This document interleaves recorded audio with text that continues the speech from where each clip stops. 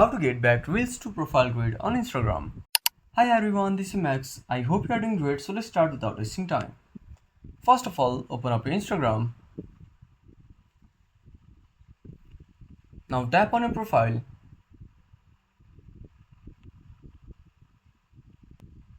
If your Reels are not showing in your profile grid, go to the Reels section, open up Reel, tap on three dots and click on delete. PDF on mobile. Now go to your profile,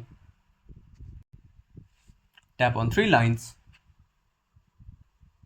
go to your activity, click on recently deleted, select your reel, tap on three dots and click on restore. Don't worry, you won't lose your likes and comments. Go back to your profile and here you can find your reel.